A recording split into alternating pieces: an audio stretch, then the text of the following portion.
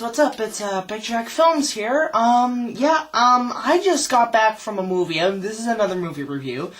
So, got my sour Jolly Ranchers, I got my glass of Coca-Cola, and I am going to be reviewing Snow White and the Huntsman. I just got back from, the night showing. Not midnight, but, the first day night showing. And, how should I start this review? You guys probably all know the story of Snow White. It's very easy to talk about. Everybody's seen the Disney movie. Well, I don't know if everybody has, but most people have. Before I get into the review, I'm not going to explain the plot, but before I talk about this one, I'll talk about the previous ones. The ones I've seen. So, let me try to think of a few. To be honest, the only one I've ever seen is the first ever Disney animated feature. That one's good. So, that's a classic. You can't go wrong with classics. But all I can say is classic movie. So, shortest review ever for that. I didn't see Mirror Mirror, but I do plan to. I do plan to see Mirror Mirror in the future, although I've heard it's kind of bad. So, my thoughts on Snow White and the Huntsman. I really liked it. I was actually very surprised because, as the Blockbuster Buster puts it, it's a Twilight clone. I wouldn't say that. It's a Snow White movie done in a totally different way. Totally different than what you expect. But I really, really liked this. I was surprised. The casting was good. The story was good. And this was good. I find what they're doing is now, with fairy tale movies, is that they're turning them into big adventure epics. Everybody's already saying that this movie is basically Snow White meets The Lord of the Rings. I wouldn't say that either. Just hang on, I'm just the light here, so because of the flare of my glasses. I wouldn't say that. I wouldn't say that it's compared to Lord of the Rings, but everybody's saying, oh, it's Snow White meets Lord of the Rings. I'd say it's an adventure epic, but I don't think, if people are trying to compare it to Lord of the Rings, they're trying to compare a lot of newer medieval-style fairy tale type fantasy movies and trying to make them look as big as Lord of the Rings.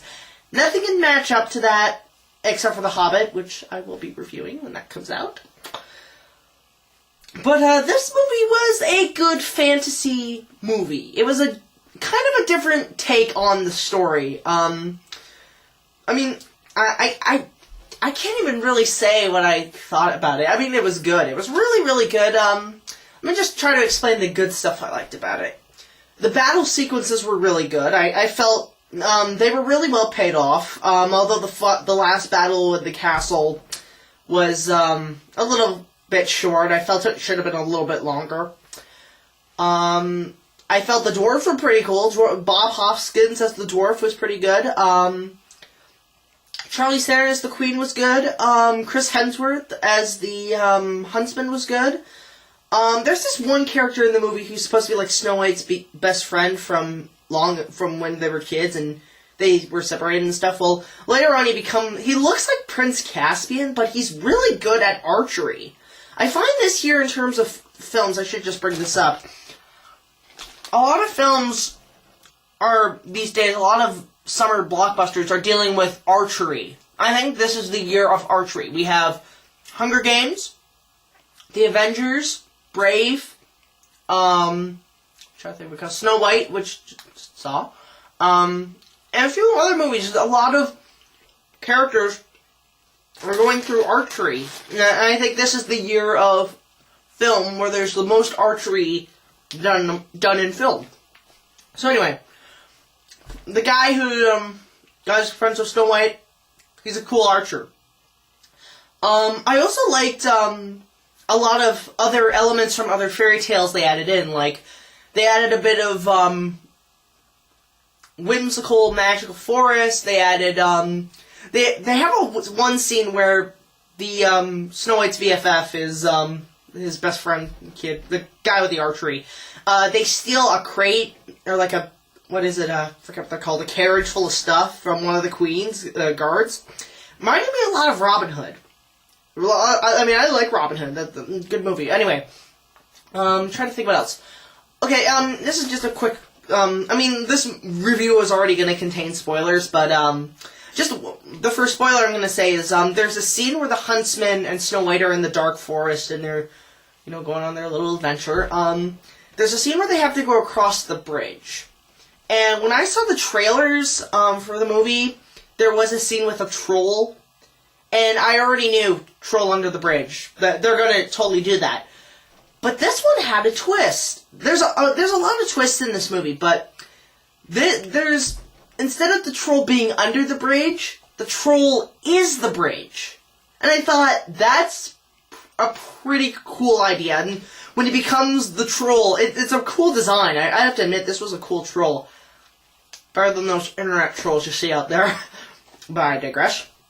And another fantasy element they added was not only Robin Hood and a few other things. They added some Beauty and the Beast elements. There's one scene where the Snow White goes and touches the troll's face, and it's very Beauty and the Beast type. See, it only lasts for a second, but a little nice element there. So anyway, battle sequence are great. That's most of the stuff I really liked. I like the dwarves.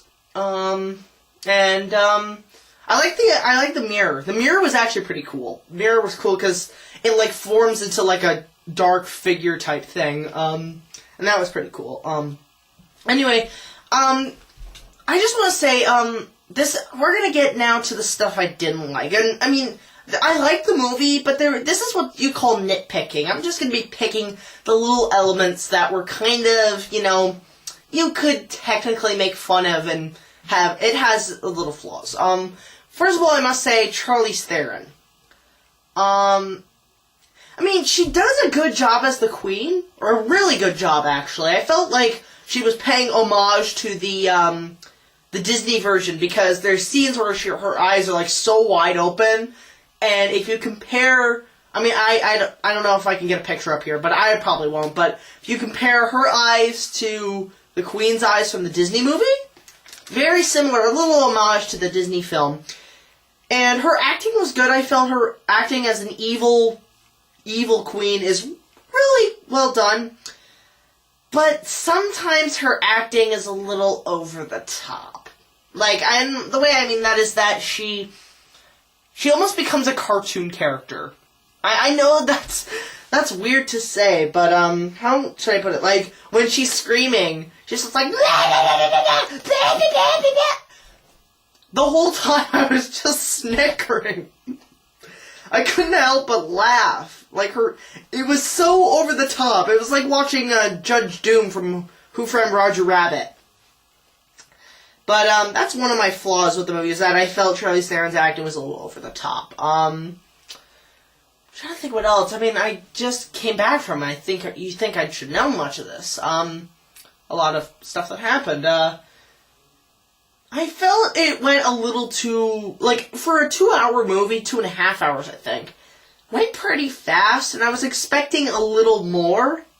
A little more with the stuff, and, a little more of the movie, because it was 2.5 hours, but it went really fast.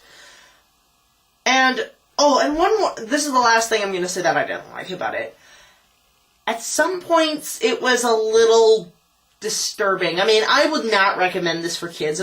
For, not little kids who like the Disney movie, but I would recommend it for, ages 10 and up. Well, anyway, The thing is, the reason it's disturbing, because there are some scenes which are just, like, disturbing and really fucking disgusting. Like, there's a lot of creepy bugs and dead birds and shit. That's the creepiest thing, is that they're really disgusting stuff, is there's dead birds, and I really don't like. When you see a dead bird, you're thinking, I don't want to touch that. Anyway, there's a lot of gore, well, not gore in terms of humans, but a lot of gore in terms of other things, like creatures and stuff like that. And, but one thing that's really disturbing, I felt, there's a scene where, before the queen goes, if you've seen the trailer, she gets in this cream shit. I don't know what the fuck it is. That's a really fucked up moment, but one thing that was so fucked up, I almost was gagging. There's a scene where she takes a dead bird and takes the heart out of it with her, like, finger, and she eats the heart. And I'm like, that's if you want to see fucked up, that's pretty fucked up. But, that's, like, really disturbing. It was, like, there were a lot of disturbing moments, like, a lot from the Dark Forest or whatever. But, I mean, those were just some of the most parts I really didn't like. Overall, it's a good movie, but people are comparing it to Lord of the Rings, which I don't like, because it's nothing like Lord of the Rings. It's its own interpretation of the story, but going into a fantasy realm. So, like, overall, the movie's good. I would really, if you're a big fantasy fan, like Dungeons and Dragons shit and World of Warcraft and stuff like that, I would recommend it. If you're a fan of, like, Kristen Stewart, I'd say go check it out. I mean, there's a lot of tryhards out there who are probably going to go see this. By the way, I should mention, she does a not bad job. I was surprised by her acting. Better than Twilight. She at least put some effort into it. And she did a good job. But anyway, so, what was I talking about? It was good. If you're a Twihard, you'll like it. If you're a fantasy Dungeons and Dragons type person, you'll like it. If you're wanting to, I think everybody's probably gonna go see this movie, but, Dungeons and Dragons, medieval fantasy people, go see it. Twihards, go see it. But overall, I give the movie a 9 out of 10. And, I really enjoyed it. So, that's, this vlog. So, I'll see you guys next time.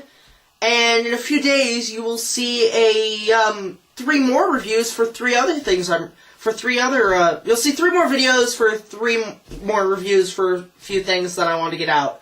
So, I'll see you then. Take care.